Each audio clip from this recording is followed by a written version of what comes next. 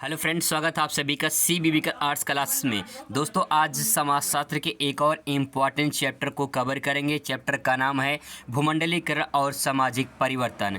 सभी प्रश्नों को अच्छे तरीके से मैं आपको समझाऊंगा और याद करवाने की पूरी गारंटी लूँगा। दोस्तों, सबसे पहले शुरुआत करते हैं कुछ इम्पॉर्टेंट पॉइंट से।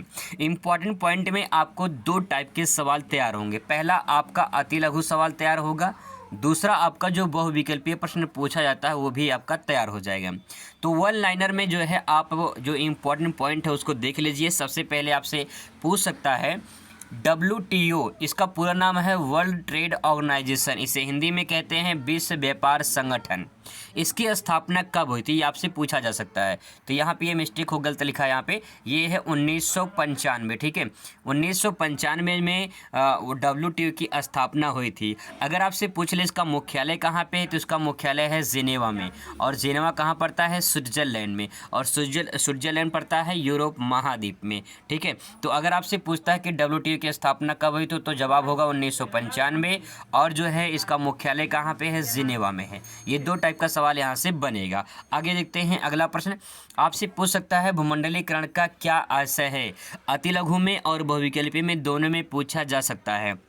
यहाँ पे लिखा गया है कि विश्व के सभी राष्ट्रों में ज्ञान, तकनीकी तथा संसाधनों को आदान प्रदान करना ही भूमंडलीकरण कहलाता है। अगर आप बात को नहीं समझ पाए हैं तो मैं आपको दूसरे तरीके से समझा देता हूँ। यहाँ पे देखिए सब लिखा गया है भूमंडलीकरण। इसमें 3 शब्द है। पहला यहाँ पे है भू है, इसके बाद है मंडल है, ठीक है, इसके बाद मंडल है, और इसके बाद इसमें एक पॉइंट और है करण। तो यहाँ पे 3 पॉइंट हैं। इन्हीं तीनों पॉइंट को अलग अलग तोड़ के पढ़ लेते हैं ताकि आपको समझ में आ जाए। भू का मतलब क्या होता है? पृथ्वी होता है। भूमंडल होता है, पूरे भूमंडल पे क्या है? विश्व है, ठीक है। तो यहाँ हम मान लेते हैं कि भूमंडल का मतलब पूरा का पूरा विश्व, ठीक है। और मंडल का मतलब क्या होता है? घेरा होता है, या इसे आवरण भी कह सकते हैं। करण का मतलब होता है करना। तो विश्व स्तर पर एक करना या पूरे आवरण को मिलाना ही क्या कहलाता है? भूमंडलीकरण कहलाता है। अब सवाल यहाँ पे है कि पूरे विश्व में देखा जाए सभी राष्ट्रों को मिलाने की बात कही जा रही है या आदान प्रदान की बात कही जा रही है। मतलब एक देश से दूसरे देश में वस्तुओं का आदान प्रदान क्या कहलाता है? भूमंडलीकरण कहलाता है। तो वही चीज़ जैसे कि यहाँ पे ज्ञान है, तकनीकी है, संसाधन है, इनका जब आदान प्रदान होता है तो यही प्रक्रिया भूमंडलीकरण कहलाती है, ठीक है। आई होप आपको समझ में आया होगा। आगे देखिए, आपसे पूछ सकता है उदारीकरण से क्या आशय है। किसी देश की अर्थव्यवस्था के अनावश्यक प्रतिबंधों को हटाना, ठीक है। अब यहाँ पे इस बात को ऐसे समझ सकते हैं। यहाँ पे देखिए उदारीकरण लिखा गया है, इसमें भी 2 शब्द है। पहला एक शब्द है यहाँ पे उदार, दूसरा है करण।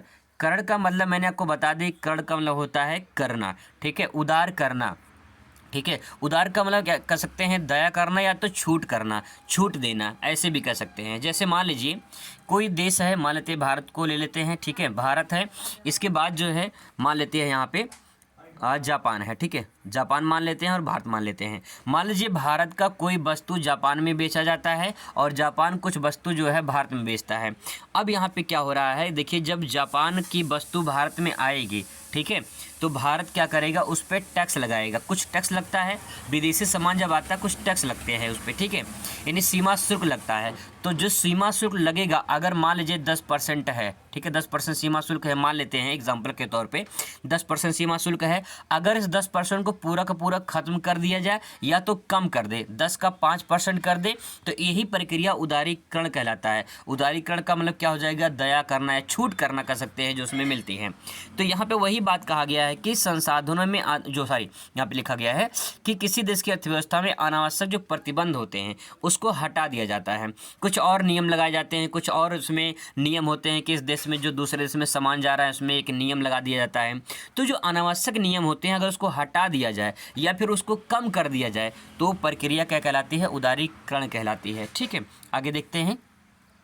अगला पॉइंट यहाँ पे है उदारीकरण का संबंध किससे है? तो आपका जवाब होगा आर्थिक नीतिगत निर्णय से है। आर्थिक जो गत है, आर्थिकगत नीतिगत से मतलब होता है यहाँ पे कि कोई भी काम जो है वो किसी न किसी प्रकार से व्यापार संबंधित होता है या फिर कोई लेन देन होता है तो आर्थिक नीतिगत होता है। तो उदारीकरण का मतलब ये होता है एक देश से दूसरे देश में वस्तुओं का लेन देन करना, आदान प्रदान करना, वो आर्थिक नीति के अंतर्गत आता है।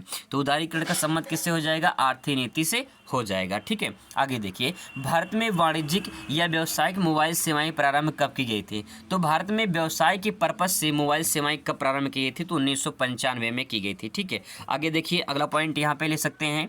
अब यहाँ पे प्रश्न आ गया है, प्रश्न आपसे पूछ सकता है भूमंडलीकरण से आप क्या समझते हैं अथवा वैश्वीकरण क्या है? दोनों बात एक ही है, वैश्वीकरण पूछे या भूमंडलीकरण पूछे, बात एक ही है, दोनों का आंसर एक ही होगा, बस आपसे क्वेश्चन घुमा के पूछ सकता है। ठीक है, देखिए क्या लिख सकते हैं, भूमंडलीकरण वह प्रक्रिया है जिसके माध्यम से संपूर्ण विश्व की अर्थव्यवस्था को एकीकृत करना या मिलाना होता है। मैंने अभी आपको बताया कि पूरा जो विश्व है, ठीक है, पूरे विश्व में जो सभी देशों में व्यापार होता है, ठीक है, जो सभी देशों में व्यापार होता है, इन देशों में जो व्यापार अलग अलग प्रकार से होता है उनको एक करना, ठीक है, एक करना की जो प्रक्रिया होती है वही भूमंडलीकरण या वैश्वीकरण कहलाती है। जैसे इसमें देख सकते हैं, वस्तुओं तथा सेवाओं, व्यक्तियों या फिर सूचनाओं का अंतर्राष्ट्रीय स्तर पर जो आदान प्रदान होता है, ये पूरी प्रक्रिया क्या कहलाती है? भूमंडलीकरण या वैश्वीकरण कहलाती है। ठीक है, आगे देखिए, अगला प्रश्न यहाँ पे ले सकते हैं, एक भूमंडलीकृत अर्थव्यवस्था के लिए विशिष्ट लक्षण क्या है? चर्चा कीजिए। इसी सवाल को अथवा करके पूछ सकता है, भूमंडलीकृत अर्थव्यवस्था के उद्देश्यों की विवेचना कीजिए, अथवा पूछ सकता है कि भूमंडलीकृत अर्थव्यवस्था के महत्व को बताइए। तो ये सारे पॉइंट यहाँ पे अलग अलग प्रकार से पूछे जा सकते हैं, आपको बस समझना है कि क्वेश्चन पूछा क्या जा रहा है और उसी प्रकार से आंसर देना है। अब इसके आंसर को लिखने के लिए आपको कुछ यहाँ पे हेडिंग का सहारा लेना होगा। भूमंडलीकृत अर्थव्यवस्था के उद्देश्य, यहाँ पे देखिए सामाजिक उद्देश्य है, फिर इसके बाद जो है यहाँ पे देखिए आर्थिक उद्देश्य है, फिर इसके नीचे आएंगे तो आपको यहाँ पे राजनीतिक उद्देश्य मिलेगा, फिर यहाँ पे सांस्कृतिक उद्देश्य है। तो कुल मिला के यहाँ पे कुछ इंपॉर्टेंट उद्देश्य दिए गए हैं, क्या क्या ले सकते हैं थोड़ा थोड़ा समझ लेते हैं। सबसे पहले सामाजिक उद्देश्य में क्या लिखेंगे? भूमंडलीकृत का तात्पर्य विश्व के लोगों को आत्मनिर्भर बनाना और सामाजिक स्थिति में बदलाव करना होता है। अर्थात हम ये कह सकते हैं कि विश्व के किसी भी स्तर पर विश्व के किसी भी प्रकार का प्रतिकूल या अनुकूल प्रभाव पड़ता है तो विश्व के सभी जगहों पर प्रभाव पड़ता है, समाज के लोगों को प्रभावित होते हैं।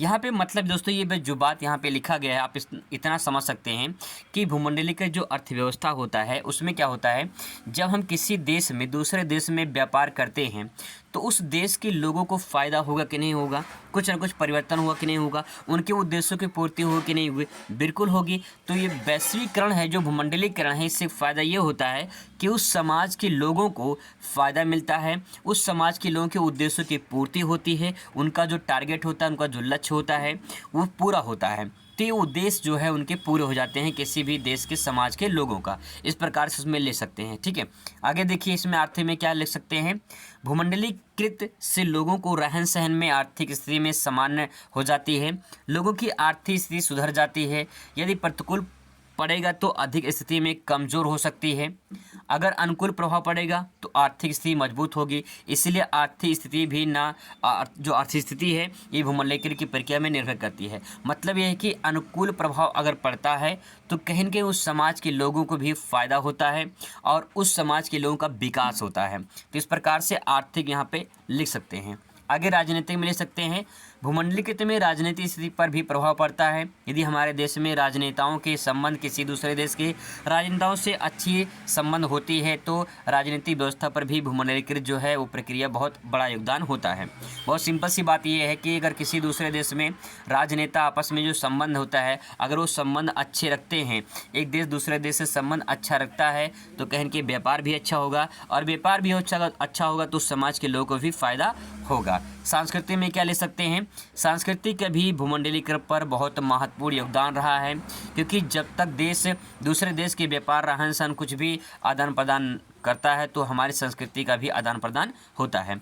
अगर मान लो कोई भी देश कोई भी देश के नागरिक किसी दूसरे देश में जाते हैं तो अपने संस्कृति वहाँ छोड़ कर आते हैं और वहाँ की संस्कृति लेकर आते हैं। तो इस प्रकार से वैश्वीकरण या भूमंडलीकरण से जो है संस्कृति का भी आदान प्रदान होता है। एक पॉइंट दोस्तों आप यहाँ पे और समझ सकते हैं, पर्यावरणीय उद्देश्य, जिसमें भूमंडलीकरण से पर्यावरण पर भी विशेष प्रभाव पड़ता है। भूमंडलीकरण में व्यापार तथा उद्योग की स्थापना में जिससे इलेक्ट्रॉनिक मशीनों का प्रभाव पड़ता है, जिससे पर्यावरण में भी प्रतिकूल प्रभाव पड़ता है। मतलब ये दोस्तों कहीं न कहीं अगर वैश्वीकरण होता है, जैसे मान लीजिए जब आपने कोरोना देखा होगा, ठीक है, कोरोना के टाइम पे कोरोना किसी एक देश में उत्पत्ति हुई थी, किसी देश में मतलब चाइना में, यानी चीन में उसकी उत्पत्ति हुई थी। ऐसा कहा जाता है कि चाइना में कोरोना की उत्पत्ति हुई थी। अब ये कोरोना जो है किसी एक देश में उत्पत्ति हुई और वो कई सारे देशों को अपने चपेट में लेता चला गया, तो उस देश के जो लोग थे उससे प्रभावित हुए। ठीक है, तो कहने का तात्पर्य होता है कि गलती कोई एक व्यक्ति करता है, उसकी वजह से पूरी दुनिया को उसका भुगतान करना पड़ता है। ऐसे ही जो हमारा वातावरण, जो हमारा पर्यावरण है, वो पर्यावरण जो बहुत सारे ऐसे देश हैं जो कहीं न कहीं पर्यावरण को बहुत ज़्यादा दूषित करते हैं, तो उनका असर कई सारे देशों पर पड़ता है और फिर इसके बाद वो एक ग्लोबल वार्मिंग जो है अलग बनकर तैयार हो जाता है, जलवायु परिवर्तन होने लगता है। तो कहने का तात्पर्य है कि वैश्वीकरण या भूमंडलीकरण से पर्यावरण को भी कहीं न कहीं प्रभाव होता है, प्रभावित होते हैं पर्यावरण, तो इसका भी जो है एक महत्व हो यहाँ पे हो जाता है। तो दोस्तों कुछ ये इंपॉर्टेंट पॉइंट थे जो मैंने आपको इस चैप्टर से संबंधित बताए हैं। अगर आप इतना तैयार कर लेंगे तो आपको दिक्कत नहीं होगी, बस इसी में से आपके पेपर में आएगा। मिलते हैं नेक्स्ट वीडियो में नए टॉपिक के साथ। Thanks for watching.